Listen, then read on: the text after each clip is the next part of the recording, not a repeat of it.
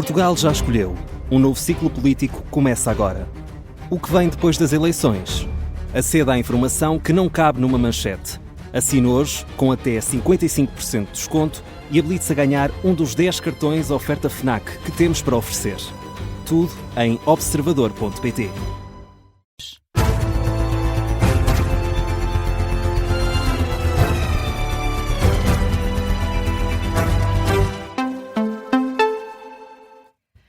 Boa noite, eu sou a Teresa Freire, são 4 horas, tempo de atualizar toda a informação.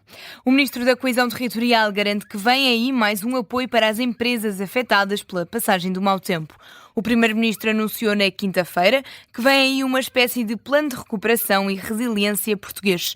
Agora o Ministro da Coesão Territorial dá mais detalhes, explica que vai ser financiado pelo PRR, mas também pelo Portugal 2030, o acordo de parceria entre Portugal e a Comissão Europeia, pelo Fundo Ambiental, pelo Banco Europeu de Investimento e pelo Orçamento do Estado. Ainda assim, Manuel Castro Almeida não descarta a possibilidade de um déficit orçamental propositado para ajudar à reconstrução do país. Temos que arranjar dinheiro, evidentemente, e vamos procurar manter as contas certas na medida do possível. Mas as contas certas não são um fim em si mesmo.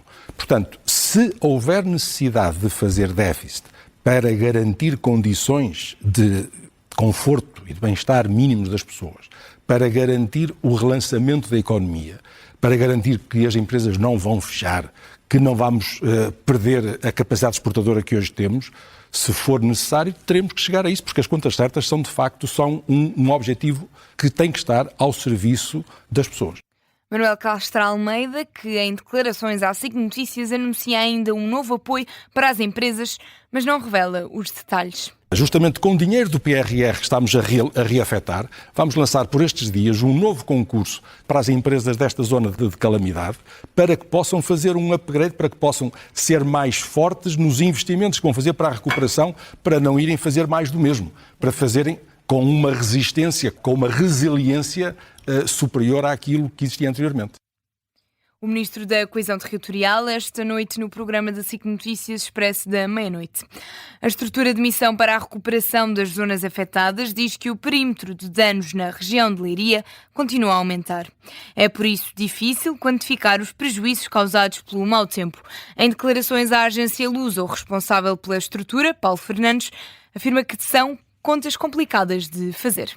Essa estrutura de missão tem neste momento uma enorme dificuldade, que é de facto o perímetro do dano não para, ou seja, nós estamos ainda longe de podermos dizer assim, bom, ok, os danos são estes, porque todos os dias temos estado, obviamente, neste momento também com as cheias, com as questões aqui, nomeadamente, tão próximo da bacia do Mondego.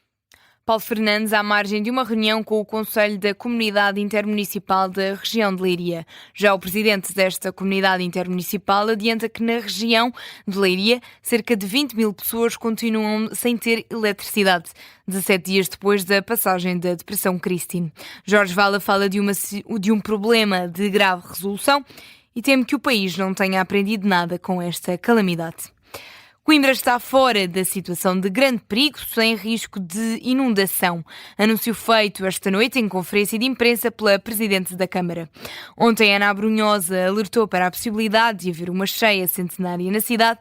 Agora admite que o pior não aconteceu. Com as condições climatéricas que temos, com os caudais que temos, que vêm da Aguieira, podemos dizer que a situação de risco grave acabou.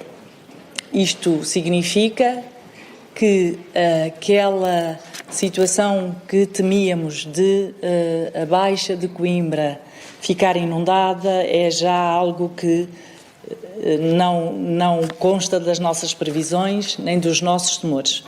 Ana Abrunhosa, que pediu ainda que as pessoas aguardem a confirmação das autoridades para regressarem às casas que ficaram inundadas. A Proteção Civil alerta para a probabilidade do colapso de estradas, na sequência do mau tempo. No briefing mais recente, o Comandante Nacional dá conta de quase 18 mil ocorrências registadas em Portugal continental até às 6 da tarde. Mário Silvestre apela ainda ao cuidado de quem anda na estrada. Realçamos aqui também que continua a haver a probabilidade de existir colapso das vias rodoviárias em virtude do deslizamento de terras e, portanto, todo o cuidado é pouco nas movimentações, sobretudo em estradas secundárias. Mário Silvestre indica ainda que as derrocadas continuam a ser o tipo de ocorrência que mais provoca desalojados durante um maior período de tempo. Ainda sobre o mau tempo, o Presidente da República deixa um apelo às seguradoras. Pede que acelerem as peritagens nos locais afetados pelo mau tempo para que as famílias retomem a normalidade rapidamente. Em declarações aos jornalistas em Coimbra, onde foi de forma espontânea, apontou para a importância de acelerar as medidas de resposta à crise. Não há razão para demorar tanto tempo os relatórios e as peritagens, as perícias e os relatórios, porque se não arrancam esses estabelecimentos nos próximos 30, 60 dias, é um prejuízo irreversível, não é possível. O apelo de Marcelo Rebelo de Sousa sobre as seguradoras em declarações à RTP Notícias. O Presidente da República deixou ainda elogios à autarca de Coimbra, considera que Ana Abrunhosa é uma Presidente excepcional.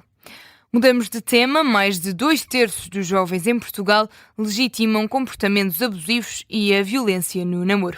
É o que indica um estudo da UMAR, a União de Mulheres Alternativa e Resposta. Foi divulgado esta sexta-feira e contou com 8.000 inquiridos que consideram que comportamentos tóxicos são apenas uma forma de amar.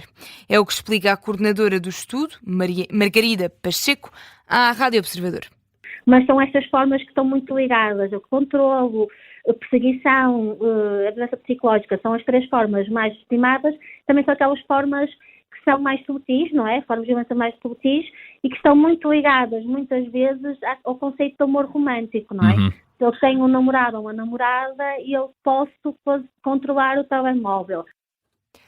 27% dos jovens inquiridos legitimam a violência psicológica e, quanto à violência sexual, a taxa de aceitação varia entre rapazes e raparigas. Também há uma diferença na vitimação. As raparigas sofrem mais violência sexual que os rapazes. É porque a própria educação e a própria socialização que passamos para as crianças, rapazes e raparigas, são diferentes. E aqui temos que mudar esta nossa ideia de educação que tem que ser diferente por género e explicar de facto que esta educação para relações saudáveis é tão importante para rapazes como para raparigas. Margarida Pacheco, em declarações à Rádio Observador, a violência sexual é legitimada por 15% dos jovens que responderam para participar neste estudo. Margarida Pacheco enfatiza ainda a importância de explicar o consentimento, o direito ao corpo e o direito à privacidade.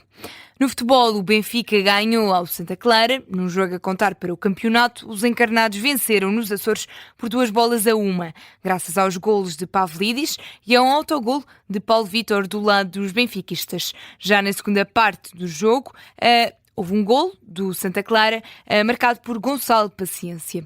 No final do jogo, o técnico benfiquista, José Mourinho, fala de um jogo difícil, mas garante que a vitória foi conseguida com o mérito de todos os jogadores. Precisávamos desesperadamente de pontos para poder olhar para cima e não para o Braga ou para o Gil Vicente, que é lógico, é óbvio, e era muito importante ganharmos este jogo. Foi aquilo que nós conseguimos, na minha opinião, com todo o mérito. O jogo podia ter sido, obviamente, diferente. Houve momentos do jogo que podiam ter criado um jogo diferente, mas pronto, eu acho que é muito difícil marcar grandes penalidades a favor do Benfica.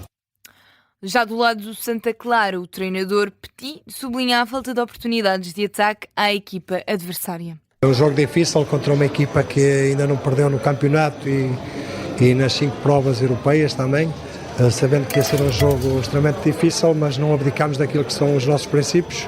Mas foi um jogo sem muitas oportunidades. Eu penso que o nosso guarda-redes Gabriel faz uma defesa na primeira parte do Rafa. Na segunda parte acho que não faz nenhuma, mas foi um jogo sem muitas oportunidades. Queremos outro resultado, mas estamos a dar passos em frente naquilo que é a nossa ideia, e aquilo que eu mentalizei já no final do jogo com os nossos jogadores é já trabalhamos esta semana para chegar ao Albergue e ganhar. Declarações dos técnicos do Santa Clara e do Benfica na flash interview da Sport TV. Com esta vitória, os encarnados ficam em 3º lugar no campeonato, agora mais próximos do Sporting e do líder Futebol Clube do Porto. É o ponto final do Jornal das 4. A informação regressa pelas 4h30.